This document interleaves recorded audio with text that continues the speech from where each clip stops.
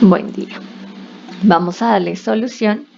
Tenemos este sistema, o sea, situación, problema. Nos dicen que tenemos un bloque de 6 kilogramos de masa y baja deslizándose por una superficie inclinada a 30 grados con respecto a la horizontal. Nos dicen que el coeficiente de fricción cinética es de 0.15. Nos dan un cordón atado al bloque, está enrollado en un cilindro sólido de 15 kilogramos de masa y con su eje fijo en O. El cordón tira sin resbalar a una distancia perpendicular respecto a ese eje. ¿Qué aceleración tiene el bloque y cuál es la tensión del cordón?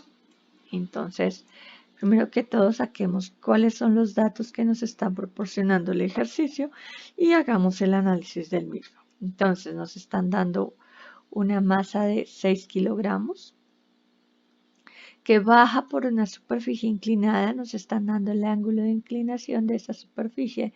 Nos dicen que son 30 grados. ¿No? Son estos grados. Nos dicen que hay un coeficiente de fricción cinética. Por lo tanto, el hecho de que nos den un coeficiente de fricción cinética implica que entre la superficie y el bloque M hay una fuerza de fricción cinética. ¿No? Nos dice que tenemos un cordón que está enrollado en un cilindro sólido. Entonces, en este caso, al tener un cilindro sólido,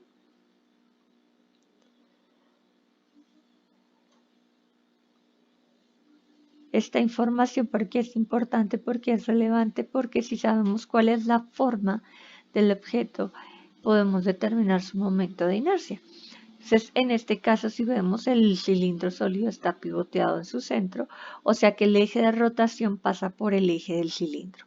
En ese caso, el momento de inercia respecto a ese eje de rotación que pasa por su centro de masa es un medio de su masa, la voy a escribir como M mayúscula, por R al cuadrado, siendo este M mayúscula la masa para esa polea. ¿No? El cordón tira sin resbalar, o sea que esa información que nos están dando de que tire sin resbalar implica que cuando el cordón va descendiendo, va haciendo que esta polea, o sea, el cilindro en este caso, rote, o sea que adquiera una aceleración angular en esta dirección. Tomar positivo. El bloque que va a pasar, él va a estar descendiendo y se va a acelerar en esta dirección. Recordemos que tomamos positivo en la dirección de la aceleración del sistema. ¿Qué otra información nos dicen acá? El cordón tira sin resbalar a una distancia perpendicular respecto a ese eje. ¿Por qué es relevante?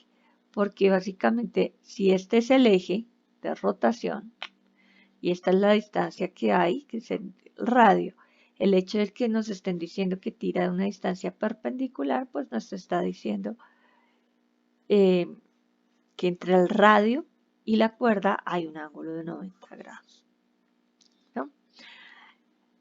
Listo. Entonces, de acuerdo a esa información, debemos recordar que en este caso, ¿qué hace cada uno de los elementos? El cilindro, pues que en este caso es nuestra polea, él únicamente va a estar rotando. ¿Mm? Mientras que para el caso de la masa, o sea, del bloque,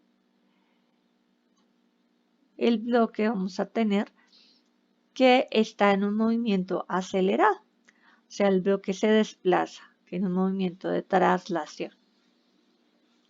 ¿Qué implica cada uno de estos? Que si el cilindro rota, pues implica que nosotros vamos a tener que usar la segunda ley de Newton del movimiento para la rotación.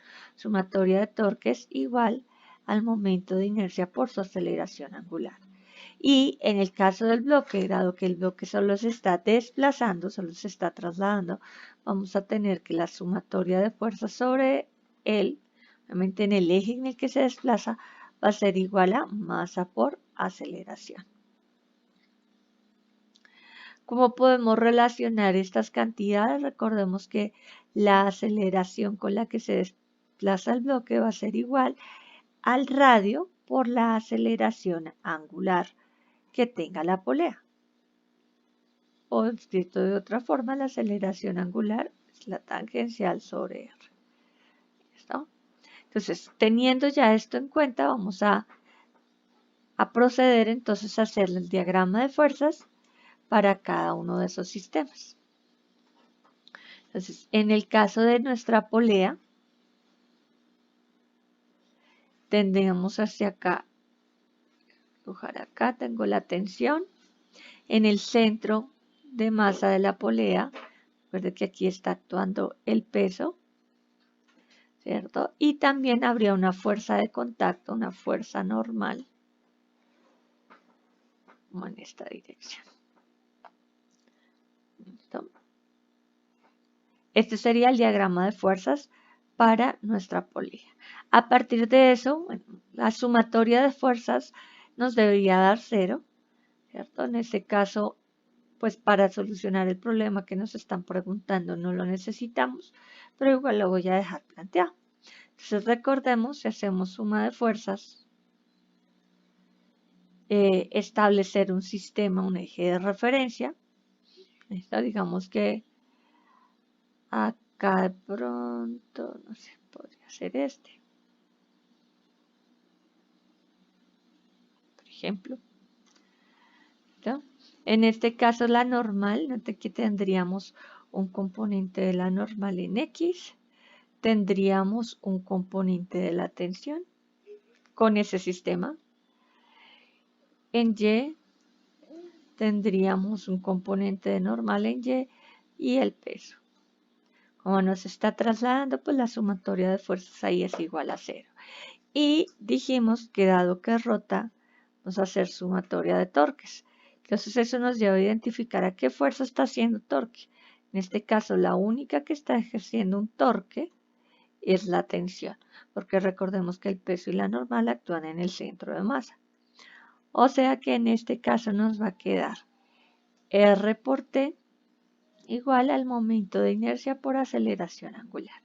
Estas no las vamos a utilizar, no las voy a numerar, solo voy a numerar esta. Ahora, para la masa, para el bloque M. Para el bloque M vamos a tener, perdónenme, para el bloque M vamos a tener entonces hacia arriba la tensión, vamos a tener una fuerza de fricción cinética. Si el bloque se desplaza hacia abajo, esa fuerza de fricción cinética va en dirección opuesta, la normal y el peso. Establecemos nuestro sistema de referencias. Recuerden que en los casos de los planos inclinados, colocamos X sobre el plano y Y pues es la que es perpendicular a X. El ángulo del plano inclinado se repite acá. Entonces tenemos sumatoria de fuerzas en X. Tendríamos el componente del peso en X, masa gravedad por seno de teta, menos la tensión, menos la fuerza de fricción cinética, igual a masa por aceleración. Aquí la suma de fuerzas en Y, tendríamos normal menos el componente del peso en X, perdón, en Y, que es masa gravedad por coseno de teta. De acá tenemos que la normal, cortemos en un plano inclinado, masa gravedad por coseno de teta. ¿Listo? La fuerza de fricción cinética, recordemos, es el coeficiente de fricción cinético por la normal. O sea que esto nos va a quedar por masa gravedad coseno de teta. Los voy a reemplazar aquí en la ecuación que teníamos de la suma de fuerzas en X. En ese caso entonces nos queda esta ecuación como masa gravedad por seno de teta menos la tensión menos la fuerza de fricción, que es coeficiente de fricción por la normal, igual a masa por aceleración. ¿No? Esta la voy a llamar 2. Ahora, antes de empezar a trabajar con la ecuación 1 y la 2, voy a volver acá. Recordemos que esta ecuación número 1 es para la polea, pero la polea es un cilindro sólido, o sea que el momento de inercia lo conocemos. ¿Recuerdan que hace un momento lo escribimos? Esto es 1/2 de m, la masa de la polea, perdón, aquí le coloco m mayúscula para no mezclarlos, por r cuadrado. Este de acá es el momento de inercia. Y la aceleración angular la voy a relacionar con la tangencial. Esto es a sobre r. Entonces, si se dan cuenta, esta r se va a cancelar con esta r y esta con esta. O sea que no necesitamos la información del radio para hacer el cálculo, en este caso, de esta aceleración. De modo que aquí la tensión nos queda igual a 1/2 de la masa por A. Esta la voy a llamar 1 asterisco. Entonces, aquí ya podemos trabajar con la ecuación 1 asterisco y con la ecuación número 2. Noten que aquí tendríamos, la voy a reescribir, un sistema de dos ecuaciones con dos incógnitas. En este caso la tensión y la aceleración, que pues básicamente es lo que nos están preguntando. Usted escoge nuevamente el método algebraico por el cual lo quiere solucionar. Yo lo voy a hacer por eliminación. Voy a sumar la ecuación 2 y esta ecuación número 1. Noten que al sumarlas, estas tensiones se me van a simplificar y por lo tanto aquí me va a quedar masa gravedad seno de teta menos el coeficiente de fricción masa gravedad coseno de teta igual a la aceleración factor de m más 1/2 de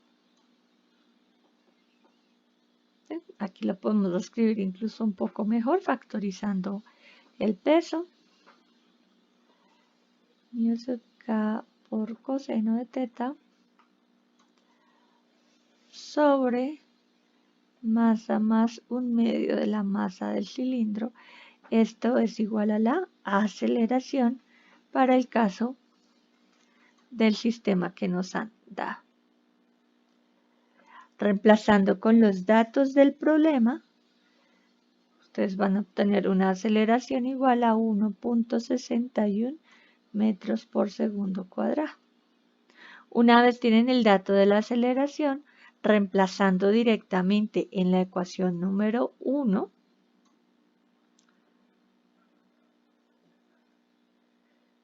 reemplazo A en 1 asterisco, que es la que ya tenemos simplificada, ¿cierto? Y ahí vamos a obtener el valor de la tensión. En este caso les da una tensión igual a 12.1 newtons. Recuerde que independientemente del método algebraico que usted haya utilizado para solucionar el sistema de las dos ecuaciones, la respuesta a la que debe llegar es la misma.